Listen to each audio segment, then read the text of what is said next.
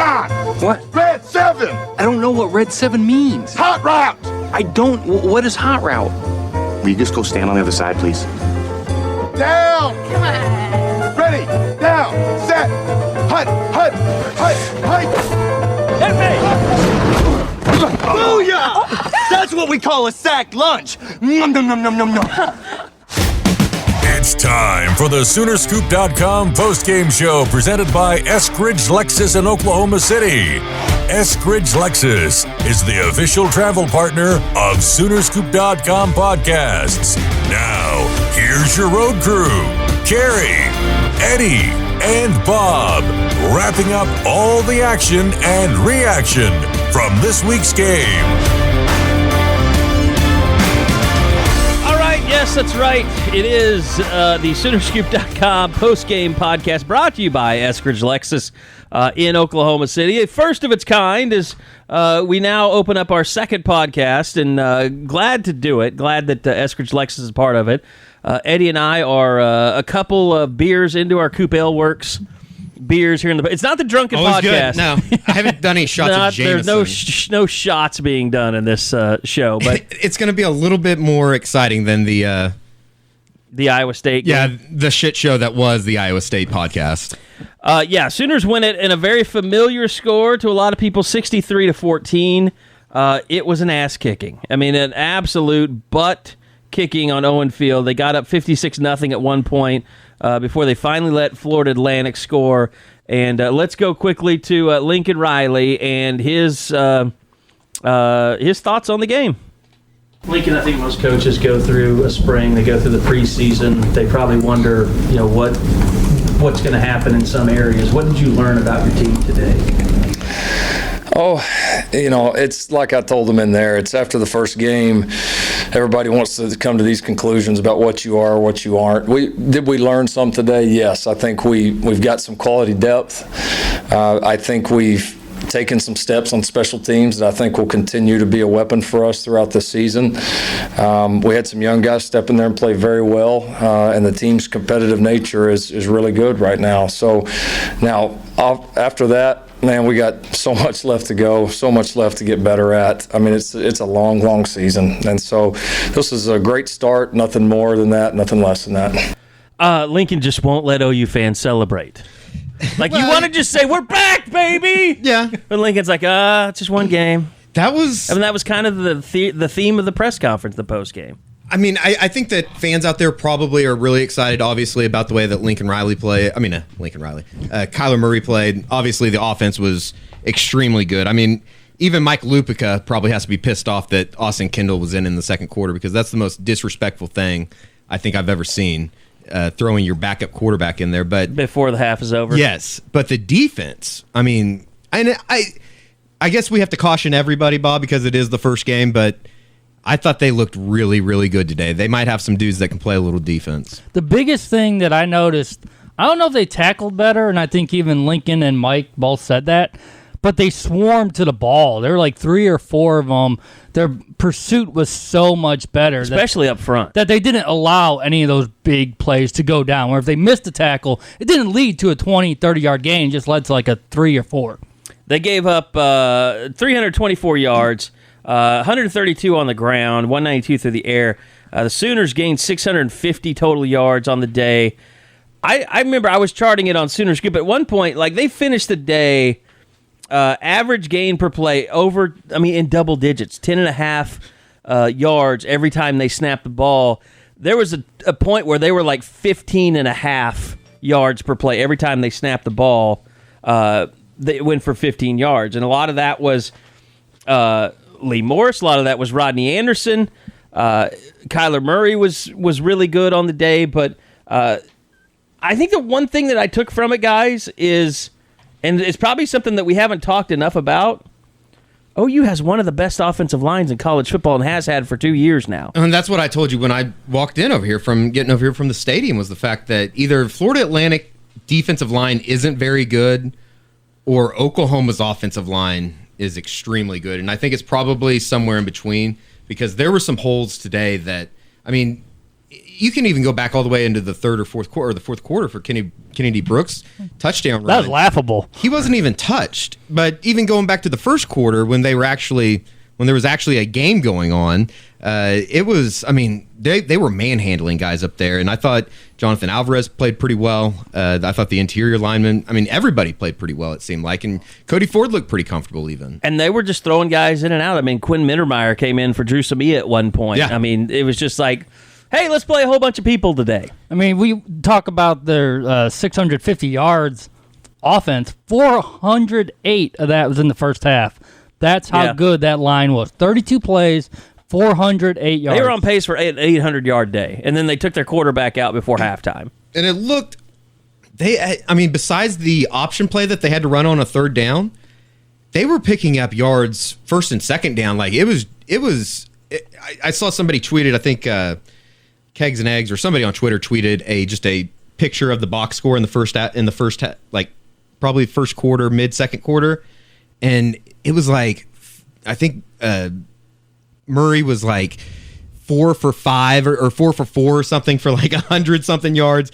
Rodney Anderson had over 100 yards on 5 carries. Trey Sermon had like 80 yards on 3 carries. It was ridiculous. Yeah. And, I definitely don't want to get ahead of ourselves and say that this offense is anywhere close to what they were a year ago. But based on what we saw today, they could be better. We said it. I mean, Lincoln Riley was going to come up with an offense that was going to score some points. Well, and the ball to Marquise Brown, the long ball, I mean, that was a damn good throw. Great adjustment by Brown, too, because it looked like he was going inside and the ball was on his outside shoulder. He was able to turn around, not miss a beat, and the Sooners had 3 65-yard touchdowns today. To me, this is what it came down to. Everybody across the country, and not on our podcast, but I know I've picked Florida Atlantic to be my lock of the week to cover the 23, just because I figured it wasn't Oklahoma, crazy 23 and a half, just because I figured, okay, no Baker, you got a new quarterback, you got a lot of new pieces that you're going to try and fit together. Lincoln Riley, he's flashy, he's been recruiting his ass off. Is he really, does this team, they got Benny Wiley in here now, is this like a new age hippy-dippy team that's like not going to take it seriously, that's not going to be physical, that's going to have to, get hit in the mouth before they realize, that this is real football?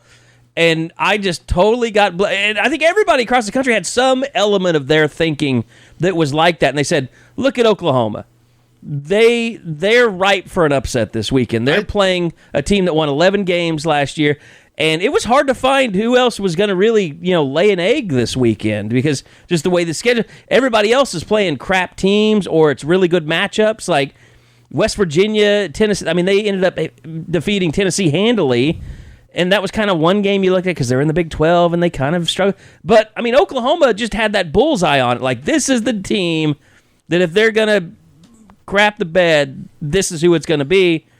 And I kind of bought into that a little bit. Well, I think that there is no doubt that was something that, I don't know if it necessarily drove Oklahoma through the preseason, but talking to Amani Bledsoe after the game, talking to even Kyler Murray admitted it a little bit, was the fact that I think you asked him, Carey, was they kind of had this one circled just as far as they wanted to make a statement, and particularly the defense wanted to make a statement with all the criticism they've received. But, I mean, they came out, I tried to think back during the fourth quarter when it kind of got to the middle part of the game, but I couldn't remember a time that OU, and when you remember that they lost, their core leadership unit. I mean, hell, they didn't even announce the captains until this morning. But that was bizarre. When you remember that all the guys that they lost, all the experience that they lost, the way that they were prepared to kind of go out there today, and then the product of it being the complete ass kicking that it was. That was pretty impressive. Yeah, because this felt like it was going to be like 2 years ago against Houston. Yeah, Tom Herman coached the entire... Yeah, that got brought up a lot this week. The entire offseason to get the Cougs ready to take on the Sooners. You thought the same thing was happening with Lane Kiffin and the Owls. They're going to do all this razzle-dazzle stuff and try and just throw everything out there in the kitchen sink. And instead, I mean, OU was ready for anything, and FAU really brought nothing to the party to begin with. Here's Kyler Murray on the post-Baker era and kind of being the guy to take over for him. I'm not too worried about, coming out here trying to, fulfill the whole Baker deal. But like I said, for me, just coming out here ready to execute and lead the guys. I mean, I felt like the defense played, amazing today. They did their job. Offense, we did our job, and special teams did their job. So it was a team effort, and I felt like we played well. And one of the things we talked to Kyler about during the week was just kind of the nerves of it all. Now that he's the starting quarterback at Oklahoma, now that even though he signed a $4.6 million contract with the Oakland A's, kind of how he would handle the nerves of it all. Well, I woke up, I was pretty calm, pretty composed. I feel like, I'm kind of a veteran as far as it goes, as far as football goes. I've played a lot of football, so the nerves didn't really hit me just because I've been here and done it before. And, when you're prepared for something, it's hard to be nervous. I was really confident in, what the game plan, obviously in my abilities. And, I knew the guys were ready to go. We've been beating up on each other for a while now, so I feel like it showed today. Everybody was ready to go. And really, guys, the ass-kicking that it was the story is totally told in the stats. Rodney Anderson, only 5 carries for 100 yards. Kyler Murray was just 9 of 11, but he was still 209 yards passing and 2 touchdowns. So the guys that they rely on, it was such a butt-kicking they didn't have to do anything.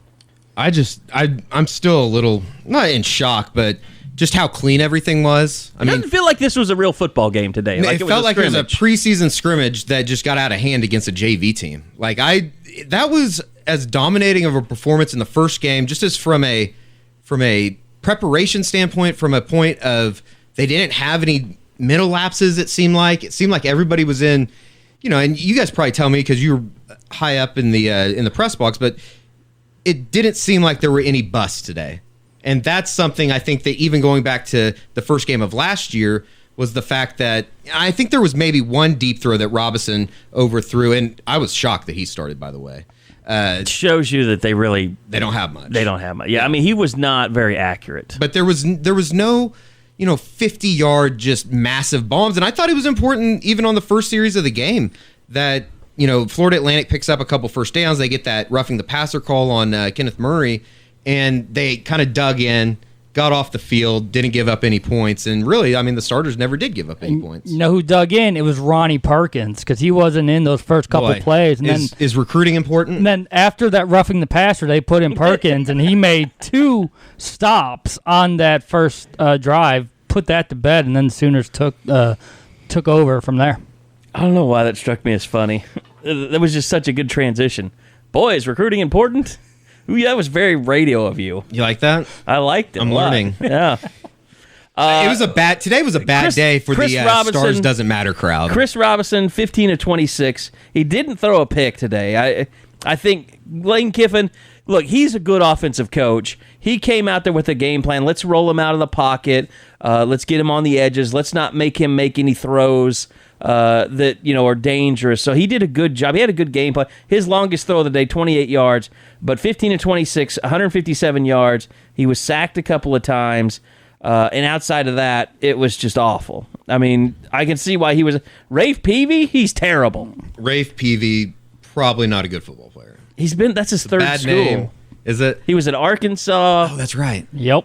He was. As soon as he came in, I hope that people were live betting that would throw an interception. And then he did. Jason Kersey told me he won $20 from Ryan Aber betting because he was at Arkansas when Rafe Peavy was there. Oh, really? And Ryan Aber took the bait and he won $20. God, I don't know if that means credentials are revoked, but it probably should. Robinson betting in the press box. What was it? Was Robinson in on the throw that Buki almost stepped in front of? Buki and Trey Norwood both had. I know. Some. I'm giving him shit, and I just did it.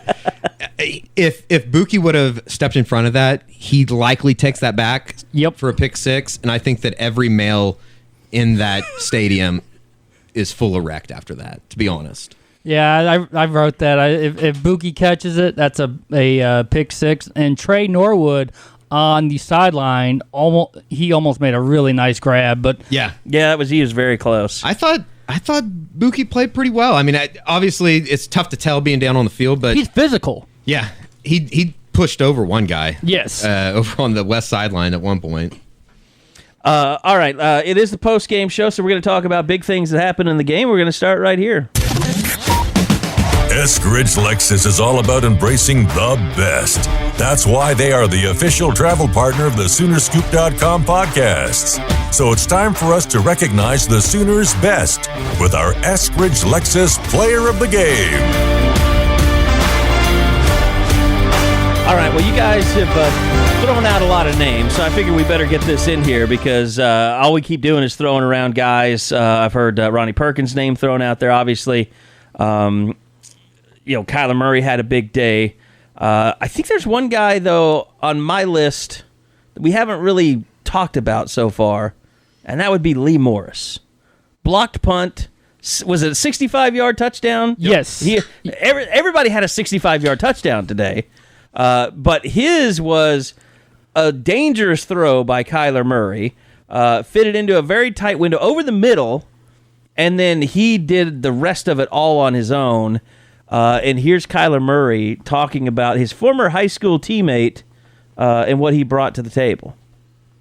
I mean, we called him Beastly in high school, if that means anything. He's an athletic guy. I mean, just because he walked on here, he's still a walk-on. He's earned everything he's gotten. Like I said, he's athletic. He's a freak, really. But I think he showed a lot of people, what he can do. I mean, he caught a touchdown against Ohio State last year.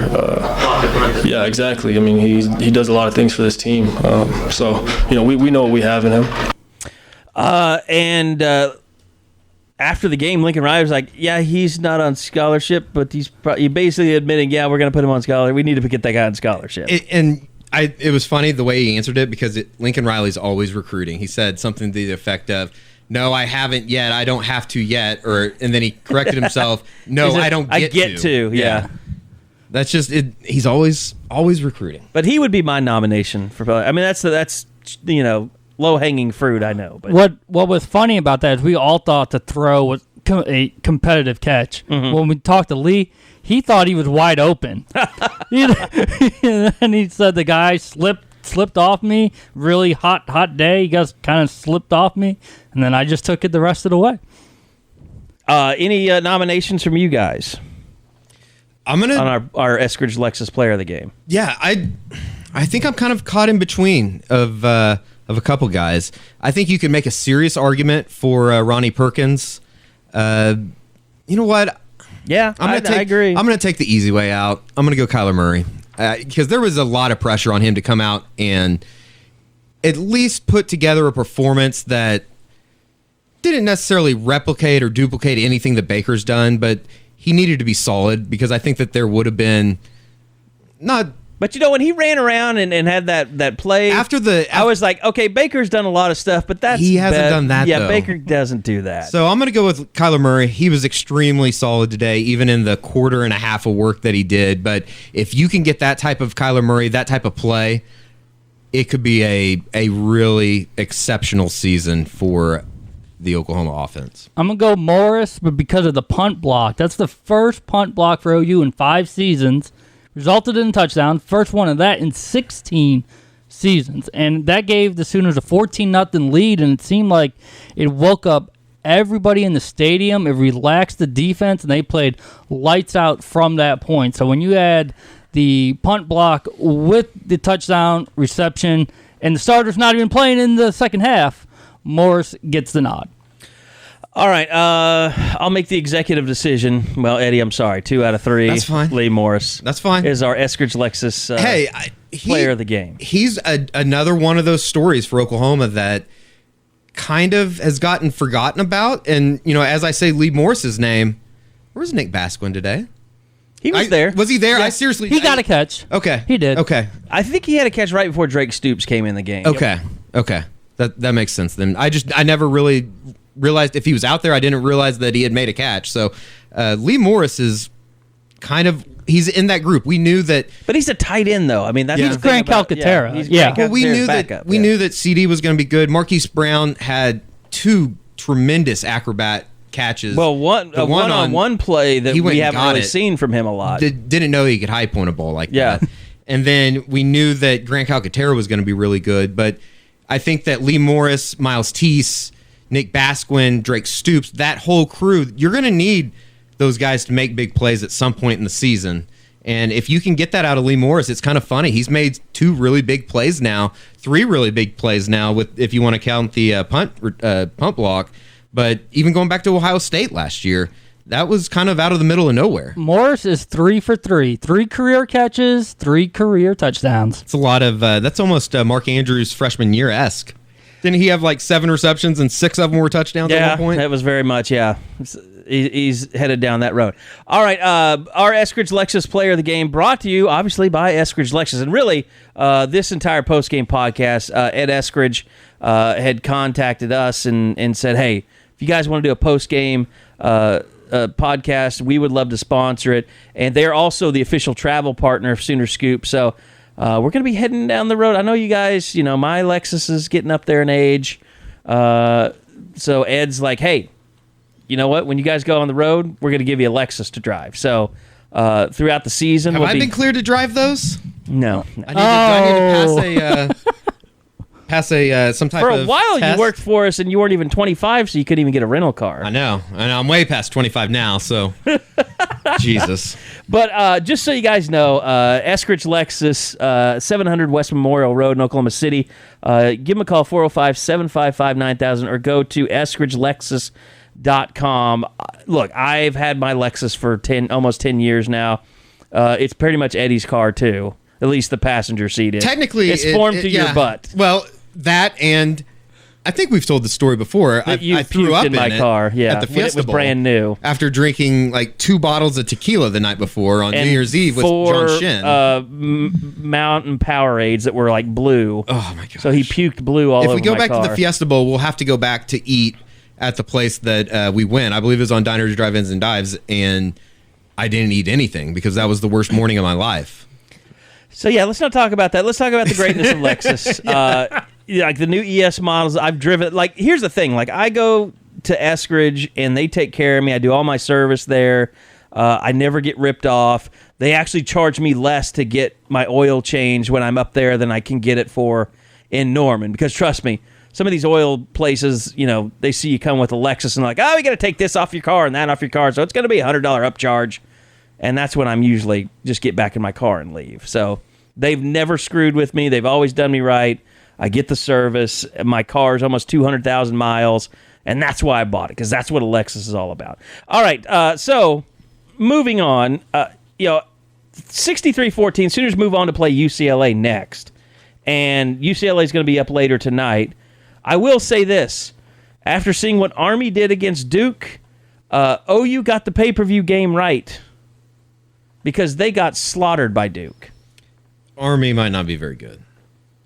I didn't watch much of that game, but Army might not be very good. They had a bunch of turnovers. I mean, I watched it until it just got completely out of hand. Wilton Spate being the starting quarterback for the Bruins doesn't inspire a lot of confidence either. Well, so far, Shea Patterson's not doing anything for Michigan either. He's down 14-0 to Notre Dame.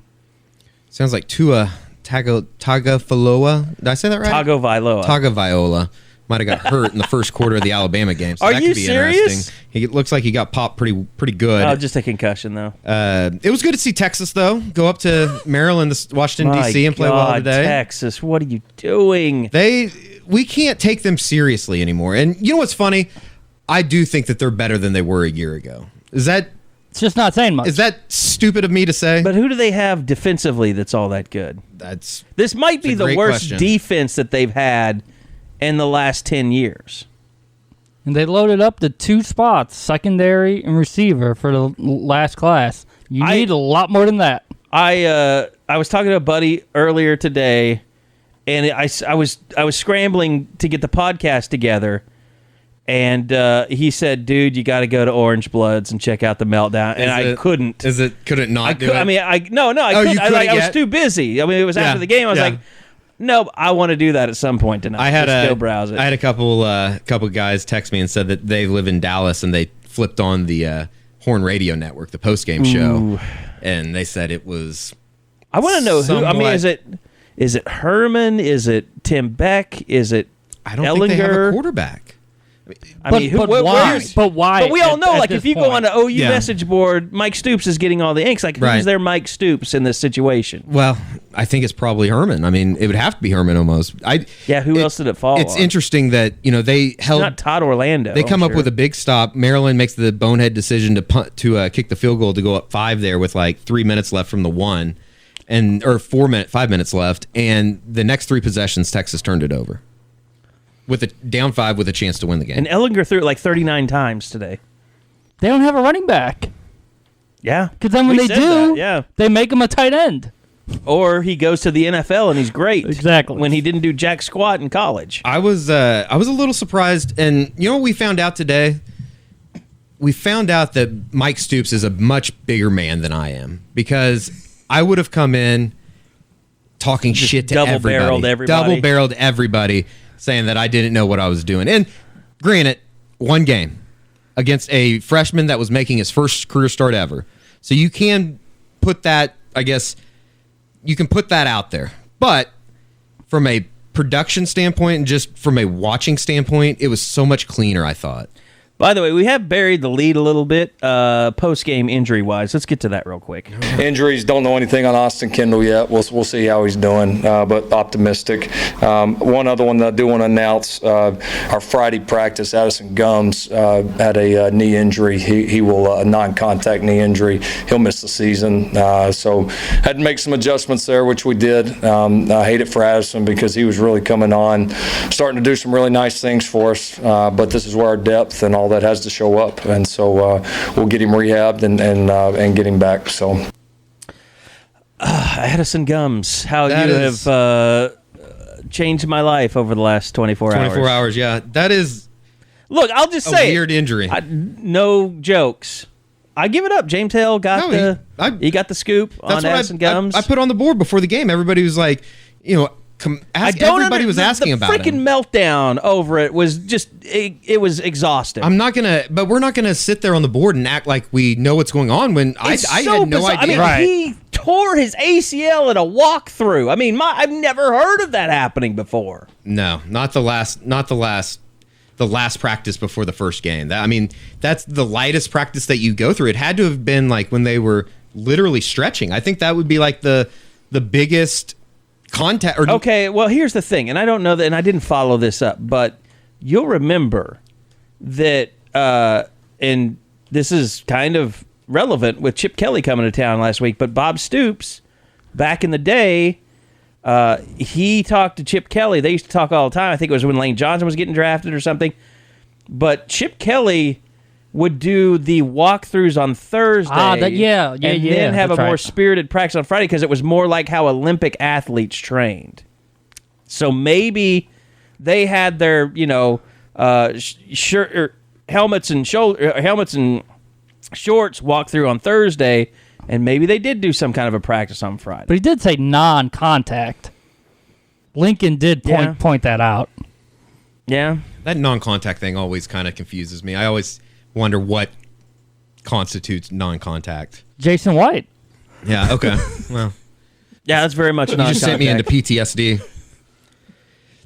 That sucks, though. That really sucks. Here's Mike Stoops talking about moving on without Addison Gumbs as well. First of all, it was, that's about as sad a deal that I've seen. His kid put a lot into this last year in preparation, and to get hurt your last practice was devastating to him and to us. But, Addison is, he'll be able to get his year back, and it'll be a process for him. But he'll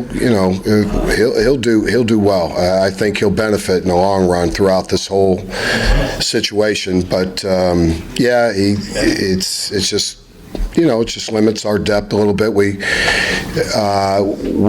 moved John Michael a few weeks ago, and that's probably a good deal for him and for us.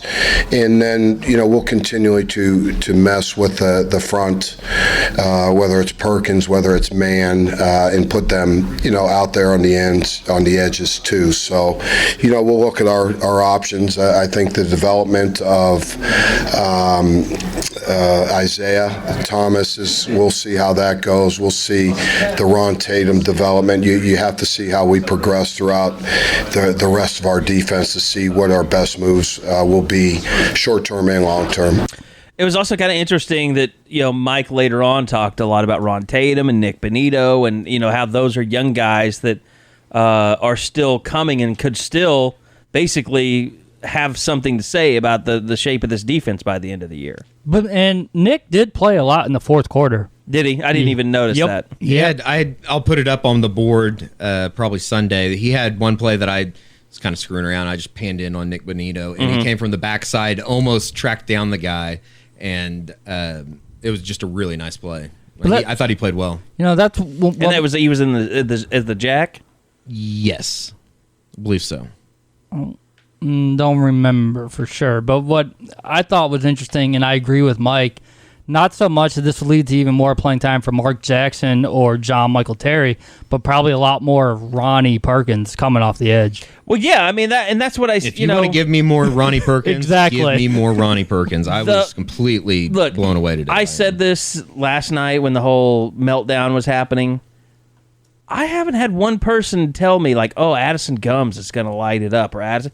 I've had more people tell me Addison Gumbs isn't the answer, and Mark Jackson isn't the answer, and people get so incensed, and they're like, "Well, it's Mike Stoops' fault for recruiting him." I'm like, no one said you can't blame Mike Stoops for recruiting, guys that don't pan out. Feel free, just stop yelling at me about it. It's not my fault. It's not my not fault. My fault. I thought Trey Brown played really well today. It seemed like he was all over the field. Of course, we're like Trey Brown junkies. Yeah, we really are. It's pathetic. He can play. He had a kick return. I wanted to see him, do something there. I mean, what I did want is that points out the depth. If the guys who didn't win the battles still played really well. Caleb Kelly came in, had 6 tackles, had a couple hits. Trey Brown, Let's talk about that because I was adamant for the last month that there was no way they were going to start Curtis Bolton in front of Caleb Kelly. And I tweeted it during the third quarter. Maybe this has nothing to do with Caleb Kelly and everything to do with Curtis Bolton. Maybe he can just play a little football. For Mike Stoops, will double bird you, and I will say, go f*** yourself. Yeah? Beep. Here's Mike Stoops talking about Curtis Bolton. Mike, what did Curtis Bolton give you today? Curtis,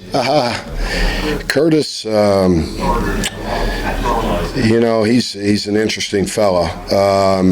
He does a lot of good things. I love his personality. I love his the way he plays. He's a reckless player. So he's built on his consistency as a linebacker, and that's the thing I've been impressed with him. He's become more important to him and Caleb. It was good to see both those guys. We'll continually evaluate their progressions. I wanted to play Caleb more just so he can learn the position, but when you're up that amount, to me it's just repetitions, getting comfortable in your field space. But Curtis has done well. Both of them are continually working, and I think it gives us 2 outstanding players at that position. And here's Curtis Bolton talking about sharing time with Caleb Kelly as well. A lot of guys don't have a settled position, so everybody's on their toes. Because if you're not producing, they'll take you off the field and replace you with someone else. So I think that kind of forces you in the back of your head to, I got to play. It's not, I messed up this play. I'll get it back again. It's, damn, I messed up this play. Let me go make a big play to try to counteract that. So I think everyone kind of feels the pressure, and it keeps everybody on their toes. I love Curtis Bolton postgame or interview setting. Anytime. He feels like a little bit of me, just in that I feel like he curses quite a bit, and then he tries to censor himself, and it comes out as ass. Or he said today, talking about Caleb Kelly, said that he goes balls to the wall all the time. And I just saw Mike Halleck. I told Mike Halleck afterwards, and he was like, great. It was just really funny. You got to like that kind of stuff. All right, moving on. Here we go. The game is over. The stats are in.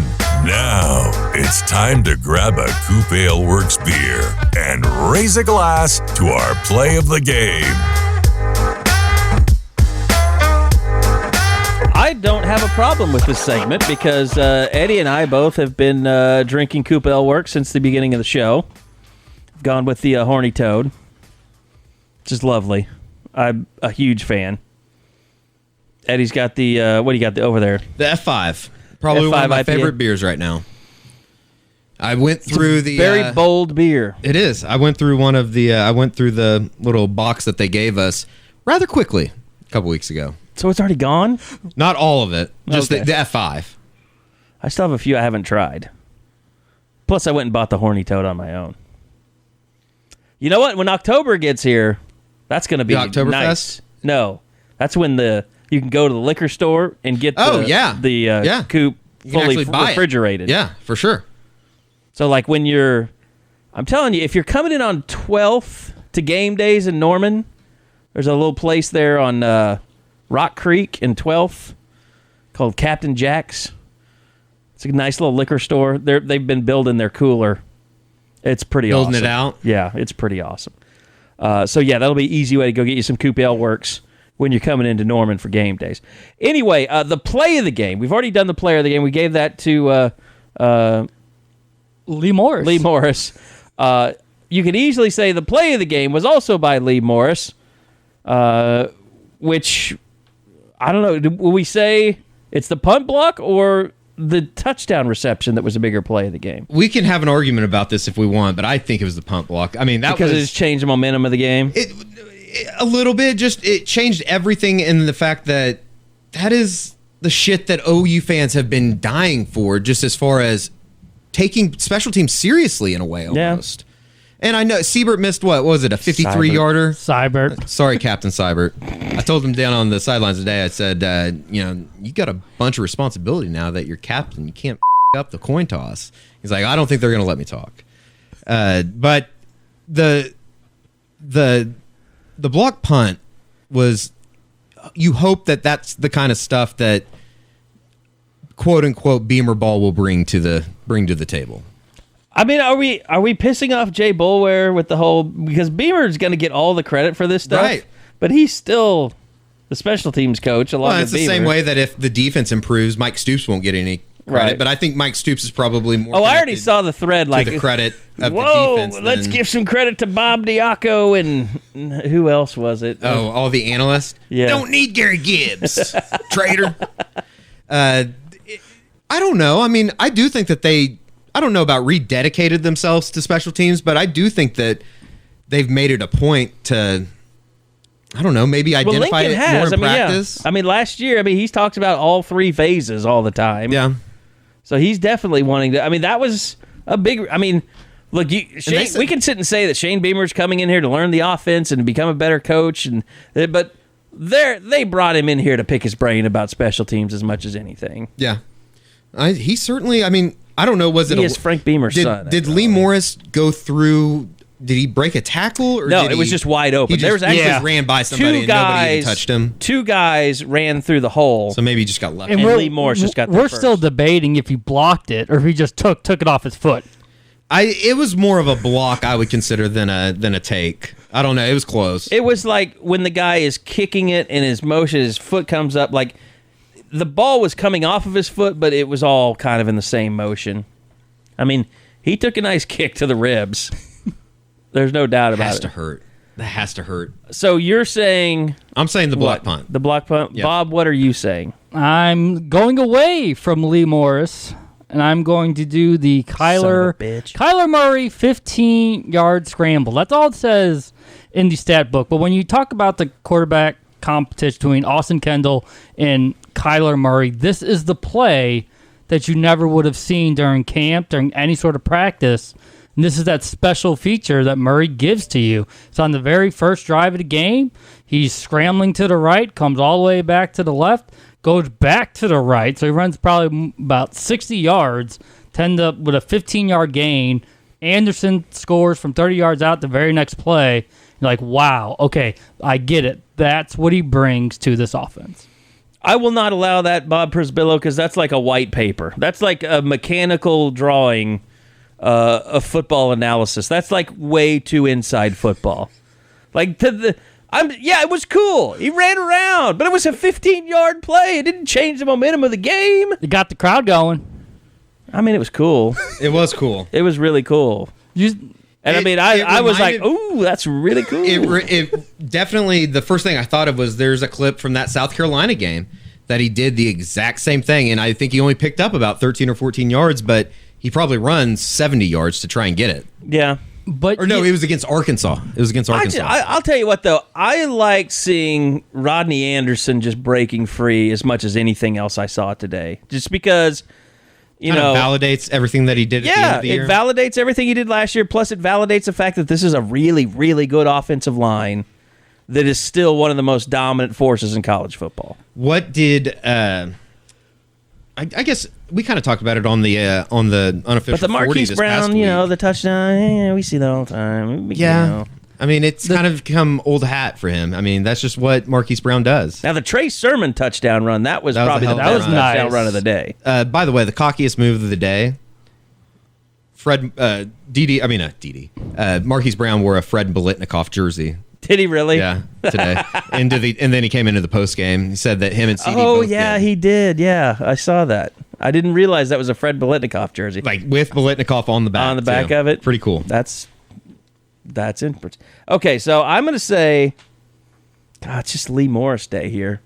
What the hell? He's not on scholarship. He gets all the awards. He was obviously the best player from Allen today.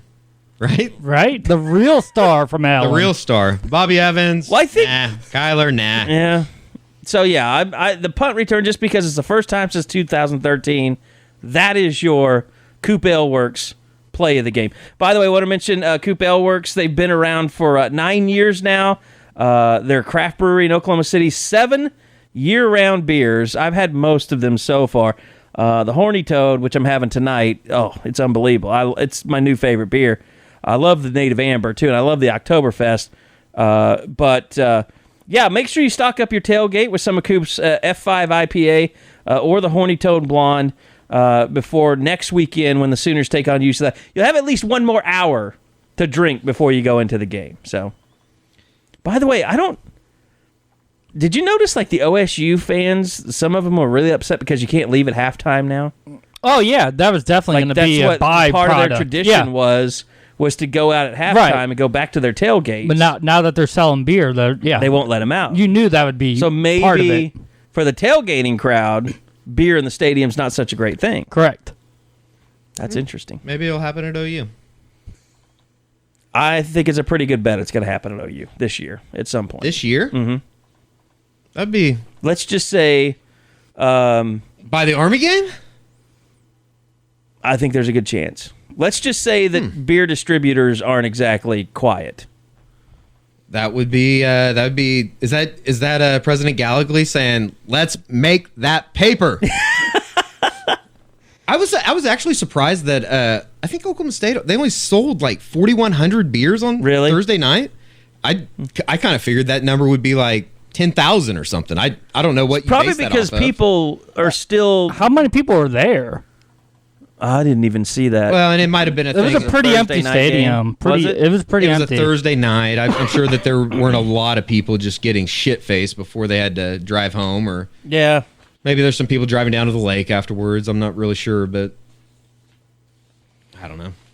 Okay, so back to some of the post game that we heard from a lot of people so far. We heard Kyler Murray, Lincoln Riley, Mike Stoops, and we've talked about this a little bit, but I DM'd you guys this today, or maybe I put it on the board. Like, I was super impressed with Kenneth Mann today. I mean, just what he did, making plays that weren't even like. The thing about Kenneth Mann is he's making plays that aren't his to make, and not in a bad way, like he's being irresponsible or anything like that. He's just going down the line, chasing a running back and bringing him down. Like, I was really impressed with him today. And he's not going to end up with big numbers, because you look at it today, only 3 tackles. Yeah. Looks like he wasn't much of a factor. But, yeah, he played really well. And congrats to him being one of the 5 captains. I never ever would have guessed Kenneth Mann would be a captain. That's very cool. But you know what? Everybody lost their minds because, I told them, which I've been telling them all fall camp, which Mike has said certain he said like 3 different times that they don't have an oboe anymore, that they have to find other ways to do it. Well, when you see Kenneth Mann making plays, you see Ronnie Perkins making plays, Amani Bledsoe, you see Stonewall and Neville Gallimore. I mean, like, you can kind of see, and then you get a Ryan Jones to contribute here or there. You get Curtis Bolton making more plays sideline to sideline. Like, you can see how they can make up for it, because that wasn't a good defense last year.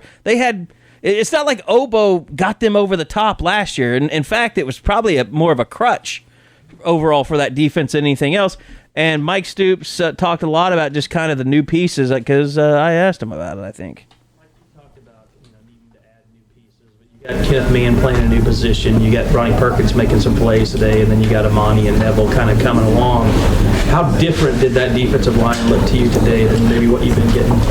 Well, I think it has a chance to continually get better. I think Ronnie Perkins' upside is pretty limitless as a player. I think you can see the development of our overall skill at that position, I think, as we mature. So I think it's a group that can continually improve.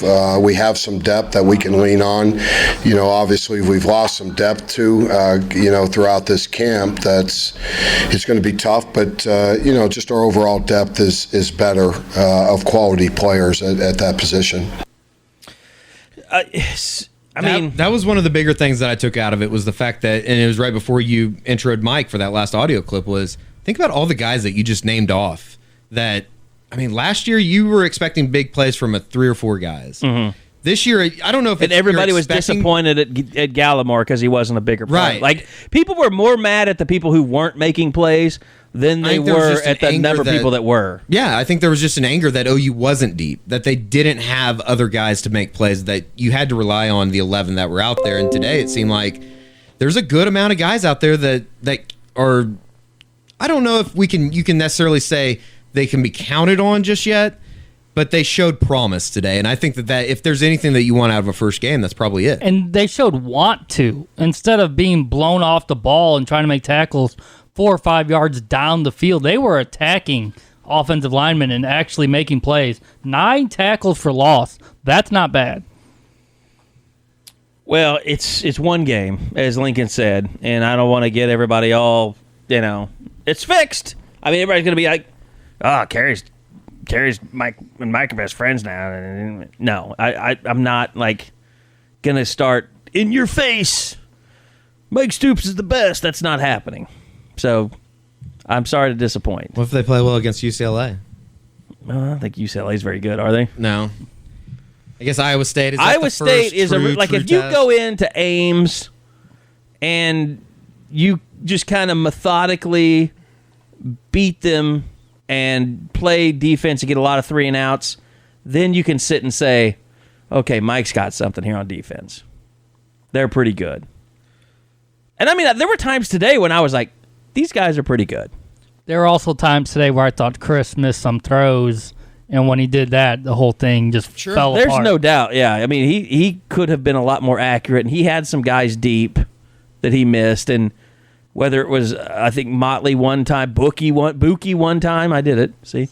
It's hard. When I say it, I think I see the writing of it, and then it just comes out. I don't know how Gus Johnson handled that today. Ooh. Because he didn't give him the nickname, so he probably doesn't like it.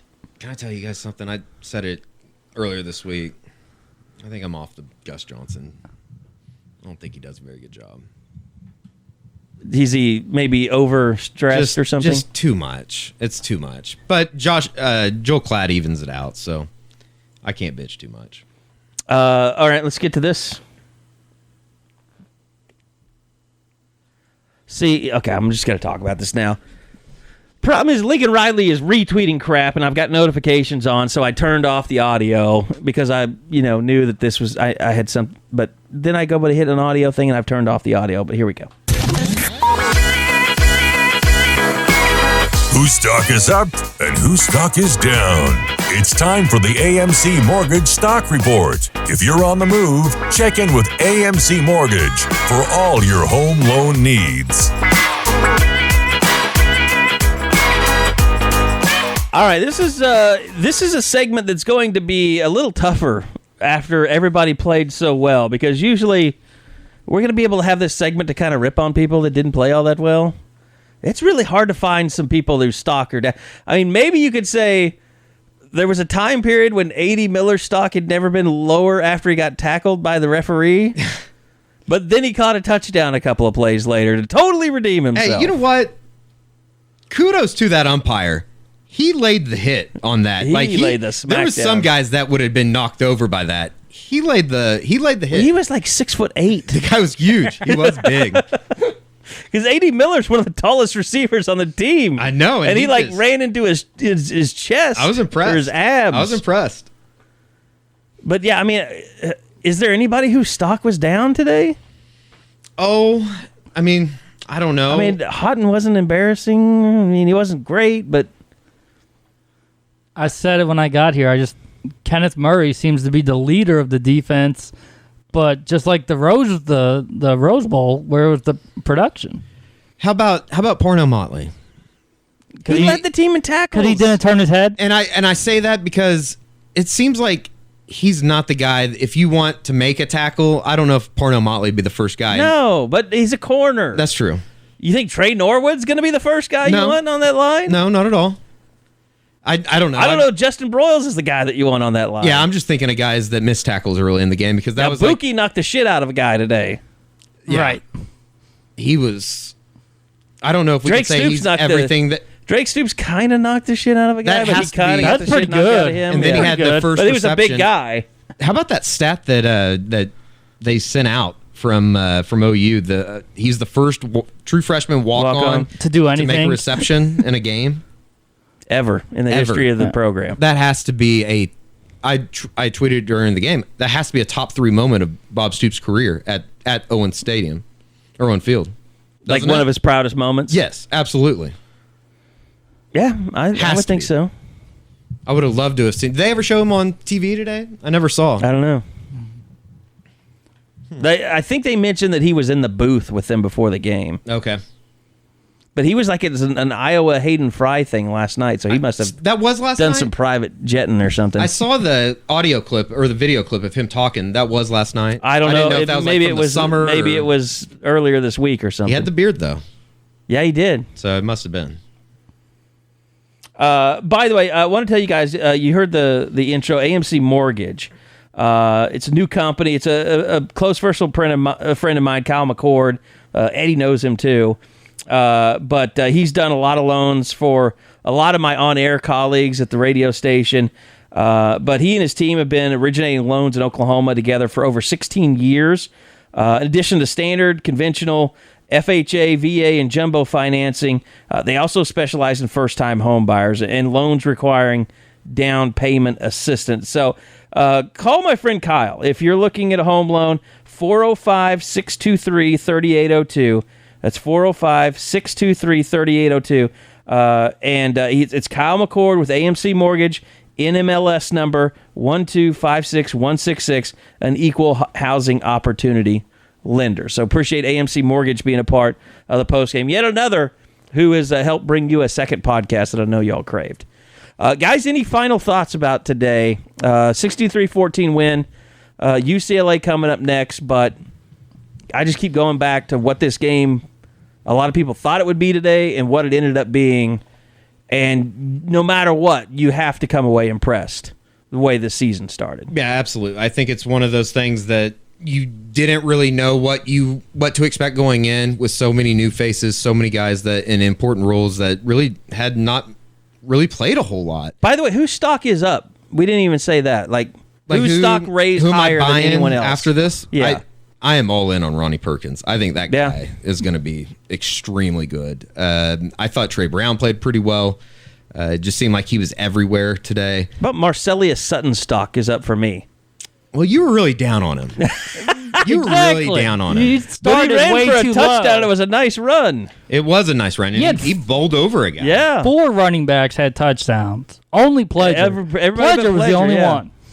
And I thought he did some nice things. He did. I think, though, that it was... How about just the running back position? Stock up. Yes, exactly. Kennedy Brooks. There you go. We take away from Jay Bulware in the special teams department, but we give it back. Give it back to him as a running backs coach. During You know whose stock is down officially? the H-back position. Yeah. Told a lot of 2-back sets. Yeah. Yeah. We predicted they played it. quite a bit. Yeah. I mean, it wasn't. I don't know if it was 30, but it seemed like to me. I feel bad because Josh is not on the podcast, and he's going to be all jealous because he is definitely going to listen to this and be like, "Man, we don't have that in our podcast." But like he seemed. Am I wrong? Did it seem like Josh was the Carson Meyer H-back defender last week in our pregame pod? No, that was me. Oh, that was you. I said that he was gonna play quite a bit. Yeah, remember we do over under 30, we try to say 30 70, plays. 80 play, I think plays I was in the the only game. person that said over. By the way, how many plays did OU have today? 62. That just shows you what an ass kicking it was again. Yeah. Normally you'd have 80 plays in that game. You get all worried. Grant Calcaterra, 1 catch, 3 yards. Yeah. Lamb didn't have a catch with Murray. It took Austin Kendall coming in. He loves his Marquise Brown, doesn't he? He does. And his Lee Morris. That guy's really good. Marquise Brown is really, really good. Yeah, CeeDee Lamb, you've got to utilize him. You I just think they have. will. And Grant Calcaterra. I mean, those are 2 good players, man. But you know what? If you're scoring 42 points before you get yanked in the second quarter, screw those guys. Who cares? Oh, I mean, that was the most dominating performance, just a first game performance that I can remember in a while. And by the way, they were completely prepared. Stock way, way up for the defensive line today as a unit. Stock down for Seibert. Kick out of bounds and missed the field goal. Yeah. That is a 53-yarder or whatever. 1 touchback out of 5 kickoffs. No, he had at least 2, I think. Let's see. Because Didn't he have a touchback on that 15? Oh, yeah. Okay, yeah. No, it was 5 touchbacks, 1 out of bounds. And I think that was And one the of those missed that they field tried. They were trying to corner kick somebody. I don't know what they were trying. That's weird. I don't think it was a bad hit. I think he was trying to corner kick and just. I guess it was. And now I know who Gabe Burkich is. By the way, stock up for Michael Jones, Mr. Third Teamer. I don't know. Him and Tanner Mordecai. that was Tanner Mordecai's boy. That might be stock down because he played so late in the game. But stock up for Drake Stoops. I don't think we officially said that. No, that was a really cool moment, and I like the crowd. They're already chanting Stoops. Yeah, it was pretty cool. They figured it out pretty quick. Yeah, I'm not giving a stock up for Gabe Burkich though. Sorry. Stock up for Bolton. I kind of agree. I agree. Actually, he might be the leader. Of the agree with Eddie, where it doesn't mean Caleb Kelly's not performing. It just means Curtis Bolton in his last year is putting it all together. It was impressive, though. Bolton is not. No, stock up to me. The highest is defensive line. Defensive from line. what I saw I could today. buy that. I think it's one of those situations. Perkins, though, from Mann, Bledsoe, and Gallimore. From a first game standpoint, I don't think you could have asked for much more outside of Austin Kendall. Yeah, you couldn't have asked for much more.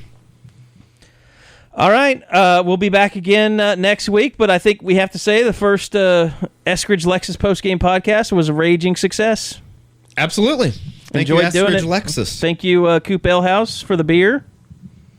Thank you to AMC Mortgage as well. So we will get this up. We'll have it up, and trust me, it's probably we're waiting on iTunes and Google Play. By the time you even listen to this, it might well be up on those, but we'll certainly put the links to everything in this week. Next week, it won't be any problem. Everything will be back to normal. Michigan running back a kickoff for a touchdown. And Bob's flipping off the TV now. Hail to the victors. Touchdown, Jesus. You know, Duncan High School has Notre Dame's fight Michigan. song. Need Michigan to get to work. Don't want them to ruin my perfect day so far. All right, that's going to do it. We'll get out of here before Eddie says anything inappropriate. Thank you for behaving yourself for the most part, Eddie. Absolutely. We'll see you guys back here after OU UCLA next week on the Eskridge Lexus Soonerscoop.com postgame podcast. Podcasts from Soonerscoop.com.